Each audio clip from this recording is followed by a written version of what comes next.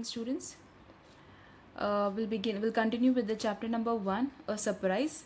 Before we begin with the chapter, with the lesson, I want you all to hold your to keep your textbook in front of you all. Turn to page number 3. Hold a pencil in your hand. You can pause the video and you can replay it once you're ready. In the previous lecture, we came across the character of Joe, who was a lively young person who wanted to earn money to become independent and to share the responsibility of running the household and helping her sisters. So for that, she one day she submitted 2 of her stories to the newspaper editor.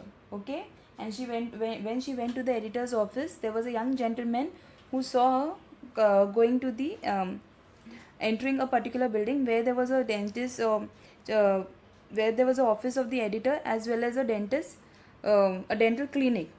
So he was waiting down at the entrance of the building. He thought that Joe might be having a tooth, might have a painful tooth extraction. So though she will not need anyone, but still out of concern, he was waiting over there so that if she needs someone, he can drop her at home. So let's see in this part of video that who is that young gentleman who was waiting for Joe. Turn to page number 2. The last paragraph.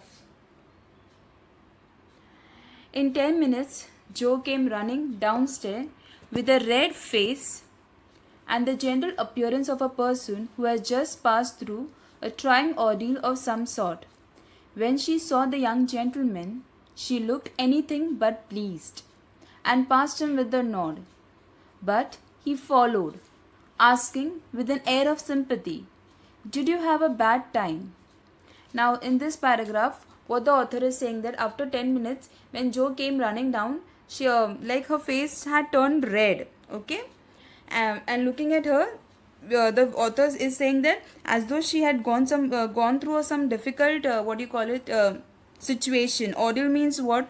Very difficult situation and an unpleasant situation, because of which her face has had turned red. Okay, and this and when she saw this young gentleman, she was not surprised. Okay, she was pleased when she was happy looking at this particular young gentleman. Okay, and she just nodded her head and she just passed by him.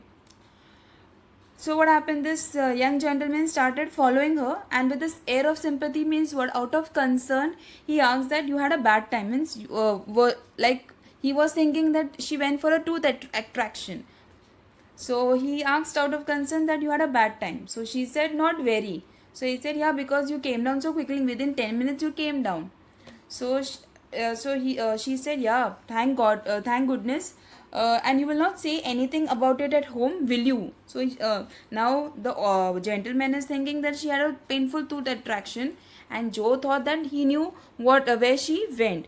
So Joe, Joe, like she said that you will not say about it at home.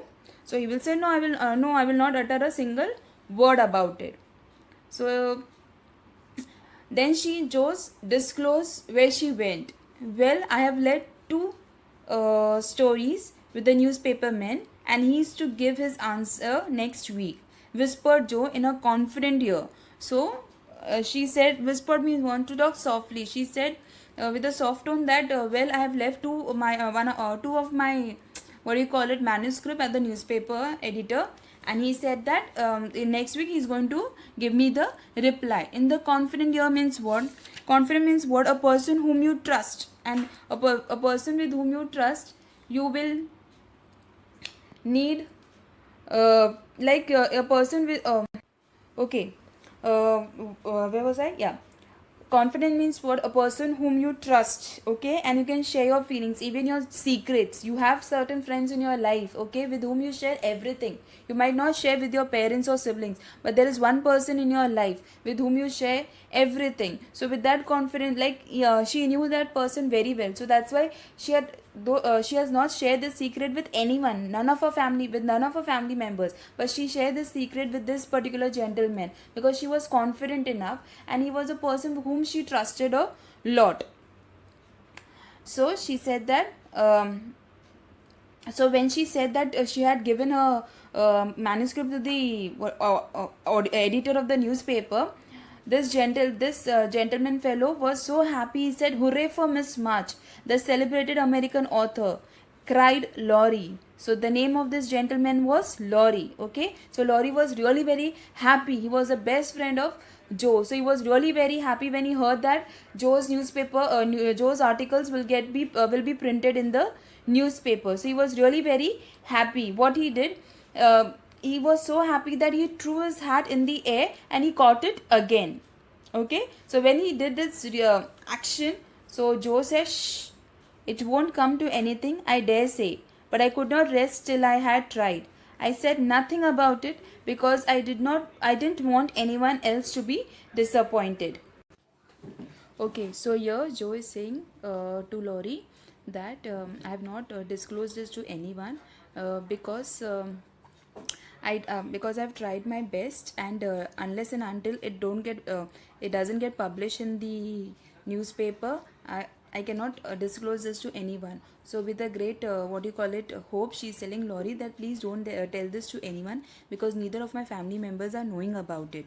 Because if I tell them, and if the article doesn't get printed in the newspaper, they'll feel bad. So to keep them away from that emotion, I've not disclosed this to anyone unless and until it gets printed in the newspaper. That's why she tells Laurie that please don't tell this to anyone.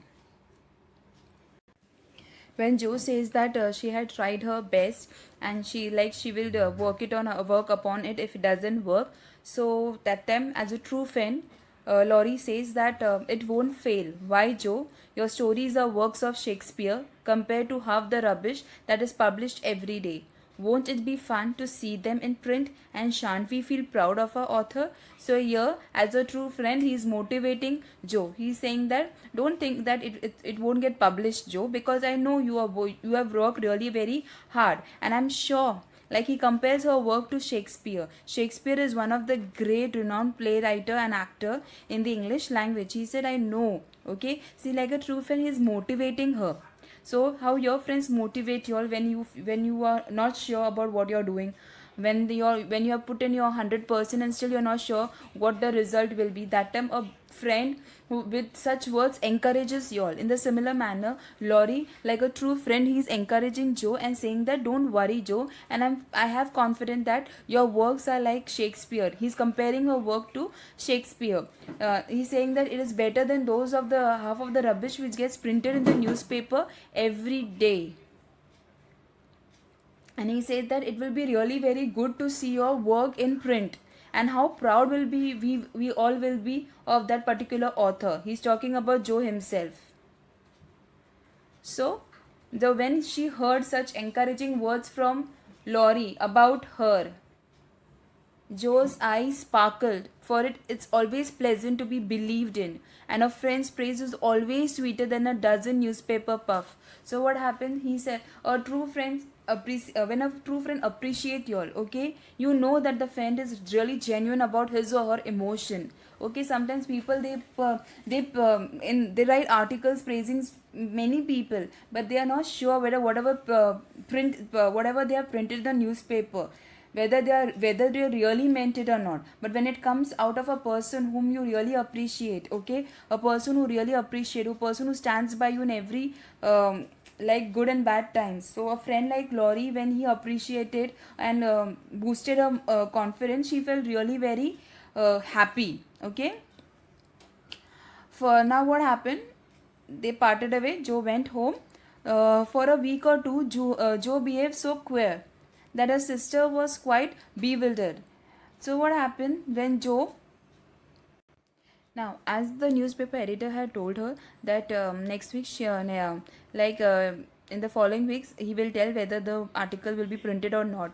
So for a week or two, Joe behaved quite weird. Okay, and her sister was also quite like, she was also confused, puzzled, because whenever the doorbell rang, she used to rush to the she rushed to the door when the postman rang, and the name of the postman was Mr. Brooke. So whenever the doorbell rang, she used to rush to the door. She used to open the door, and she would behave very rudely with Mr. Brooke whenever they met, but because she was waiting for that particular newspaper where her article would have been printed. Okay, so she was waiting for that particular newspaper. So every time when the postman uncle came to her to give over the letters or whatever the parcel, she was like, she used to feel disappointed, that this time also her article did not get printed in the newspaper, so she felt bad, and she was always rude with Mr. Brooke. And whenever the doorbell rang, the postman came, and the newspaper did not turned up, so she'd sit on the sofa looking at Meg with a sad face. Okay, woe begone means what? With a sad face. Laurie and she were always making signs to one another and talking about spread eagles till the girls declared they have both lost their wits. So what happened, whenever Laurie used to come to Joe's house, they used to play together, and in sign language they used to communicate, like whether the editor has published your article in the newspaper or not. And they have kept a secret name as Spread Eagles. Okay, so looking at them both, the sisters of Joe, they used to tell that they have gone mad. Okay, lost their wit means what? They have gone mad because they are like with sign language they are talking with each other. Then they used to play in the garden also. So, what shall we do with that girl? She never will behave like a young lady, sighed Meg, as she watched Laurie and Joe race in the garden. So, when Meg saw Laurie and Joe racing in the garden, racing in the garden, so what happened? Joe said that looking at Joe and Laurie racing in the garden, Joe said that what can we do with such a girl? She has grown up, but still she is very childish. She don't like girls of certain age should not behave in a childish manner. Meg was talking to her sister when she saw Joe and Laurie playing in the garden.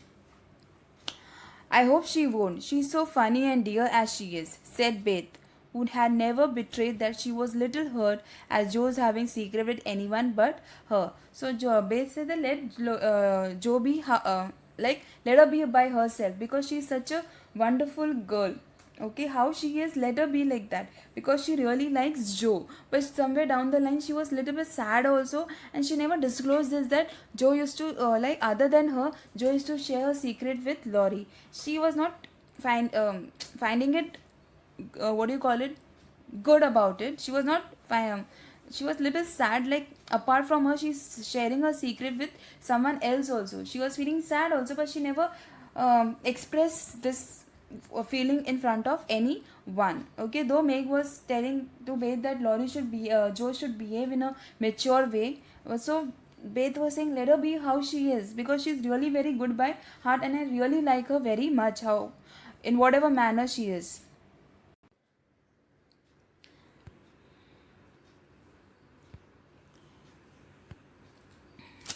Turn to page number 5, children.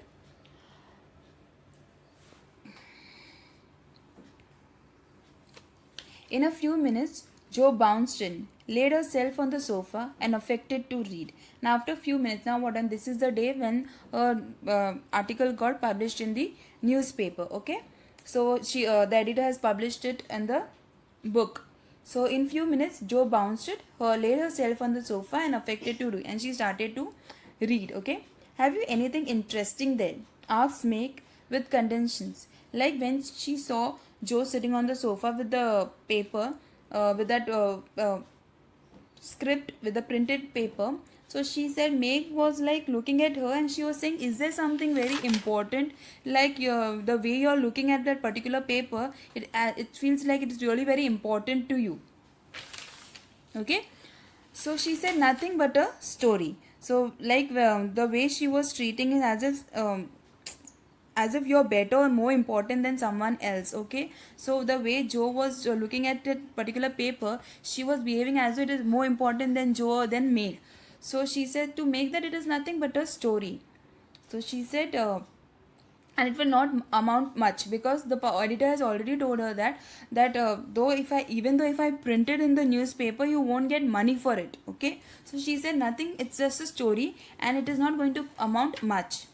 So she said, I guess, Joe said, carefully keeping the name of the paper out of sight. So the heading where her name was printed now, she hid that particular part on the paper and she was reading it. Okay, you would better read it aloud. That will amuse us and keep you out of mischief, said Amy in a most grown up tone. So what, Amy is the youngest sister of Joe, so she said that better you read aloud, okay, so that we can also hear, and whatever mischief you're doing, please don't do it, so that we can also hear, and we can also be up, we can also listen, because looking at you, even we are very excited to see to hear what is there in that particular story. So Joe said, so Amy in a like a grown like in the most grown up tone means what, like little bit she was angry. So with that tone, she said that better you read it aloud. So what's the name? Asked Beth, wondering why Joe kept her face hidden behind the sheet. So sheet, what is it?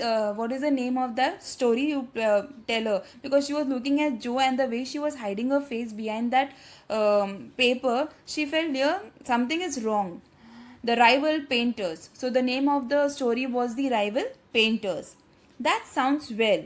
Read it, said Meg. So when she heard the title of the story, so Meg said, it sounds good. Come on, read the story. With a loud and a long breath, Joe began to read very fast. The girls listened with interest, for the tale was romantic and somewhat pathetic, as most of the characters died in the end. I like that part about the splendid picture, was Amy's approving remark as Joe paused. So what happened? Joe started reading, okay? So when she began, she read it very fast. So the girls, all her sisters, they listened with interest, because the tale means what, the story was very romantic, and at the same time it sounded very pathetic also. Pathetic means what, very bad also. Why it sounded bad? Because all the characters died because most of the characters died at the end of the story. She said that I like that part about the splendid picture. She said that looking at the picture, okay, so she said I like that this particular part of the picture, which was very good. That was a remark what Amy gave her when Joe paused, okay, when Joe stopped in between. So Amy said, when she was narrating the story, so Amy said, I like this part of the picture, I like this part of the story. That was her view about the story till where she has read. Now, who wrote it? Asked Beth, who had caught a glimpse of Joe's face. I stop over here. Who wrote it? Asked Beth, who had caught a glimpse of Joe's face. So in this lecture, we came to know about Laurie, who is Joe's friend. Laurie had seen her coming out of the building where there was a dentist chamber as well as where there was a dentist chamber as well as newspaper office. He thought Joe was coming out of the dentist chamber and that she must have a painful tooth extraction. Though his guess was wrong, she had actually gone to submit her stories to the newspaper office located in the same building. We also came to then we saw Joe's three sisters. The elder one, Meg, then Beth, and the younger one, Emmy. Beth was not when Laurie and Joe were racing in the garden. Meg thought that it is not good for a girl to behave in such a manner, because she's a grown up girl. She's behaving in a childish manner. Whereas Beth was very much close to Joe, and she used to love her a lot. Amy was the youngest. They like finally her this thing, what you call, the article got printed in the paper and she was happy about it, and she read the story to and she started narrating the story to her sisters. So when her sister so they find the story, it was a romantic story. They found it good, and and somewhat they found it pathetic. Why? Because most of the characters died at the end of the at the end of the story. So when she took a pause, Amy said that she liked that part till where she has read. And when she took a pause, Meg asked Meg asked Joe, who's the author of that particular story. So in the next lecture, let us see when Jo says that she has written the story, how her sister reacted to it, how they felt, how her mother felt. We'll see in the next lecture. Children, just turn to page number 2 from where from where we have started our lecture today. Whichever words I'll tell you all, just underline those words and learn the spellings as well as the meanings of it.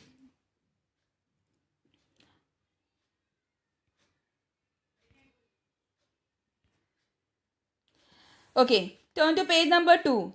In 10 minutes, Jo came running downstairs with a red face and the general appearance of a person who had just passed through a trying ordeal. Underline the word ordeal. It's on page number 3, second line, third word. Ordeal of some sort.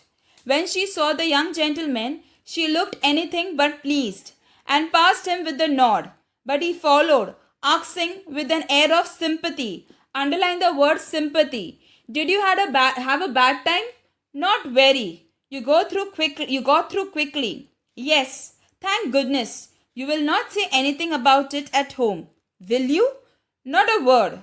Well, I have left 2 stories with the newspaper man, and he is to give his answer next week. Whispered Jo. Underline the word whispered. In her confident ear. Underline the word confidence. Confidence.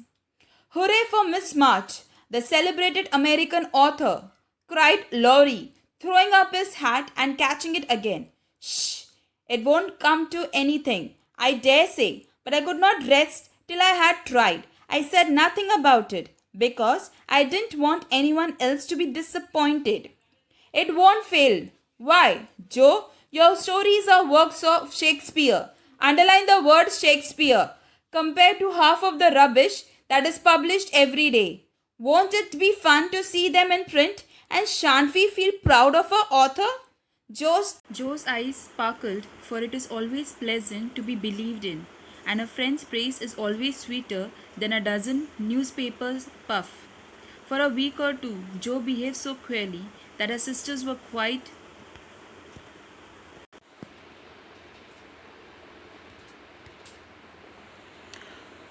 She rushed to the door. For a week or two, Jo behaved so queerly that her sisters were quite bewildered. She rushed to the door when the postman rang, was rude to Mr. Brooke whenever they met, would sit looking at Meg with a woebegone face. Laurie and she were always making signs to one another and talking about spread eagles, till the girls declared they had both lost their wits. What shall we do with that girl? She will never behave like a young lady, sighed Meg, as she watched Laurie and Jo race in the garden. I hope she won't. She's so funny and dear as she is, said Beth, who had never betrayed that she was a little hurt at Jo's having secret with anyone but her. In a few minutes, Jo bounced in, laid herself on the sofa and affected to read. Have you anything interesting there? Asked Meg with condescension. Nothing but a story. Won't amount to much, I guess, returned Jo, carefully keeping the name of the paper out of sight. You would better read it aloud. That will amuse us and keep you out of mischief, said Amy in a most grown-up tone. What's the name? Asked Beth, wondering why Jo kept her face hidden behind the sheet. The Rival Painters.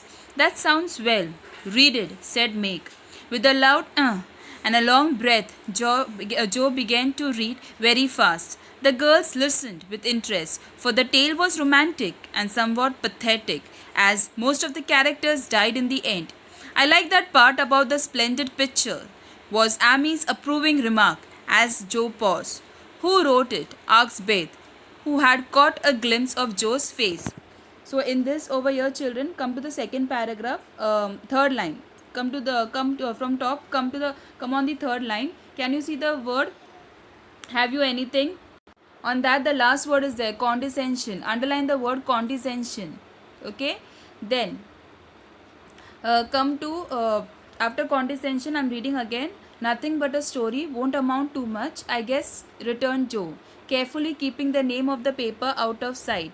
You would better read it aloud. That will amuse us and keep you out of mischief. Underline the word mischief, said Amy in a most grown up tone. What's the matter? Asked Beth, wondering why Joe kept her face hidden behind the sheet. The rival painters. That sounds well. Read it, said Meg. With a loud and a long breath, Joe began to read very fast. The girls listened with interest, for the tale was romantic and somewhat pathetic. Underline the word pathetic, as most of the characters died in the end. I like that part about the splendid picture. Underline the word splendid, was Amy's approving remark as Joe paused. Who wrote it? Asked Beth, who had caught a glimpse of Joe's face. Underline the word glimpse. Now I stop over here. Whichever words we have underlined today, please learn the spellings of those words as well as the meanings which are there at the back of the textbook.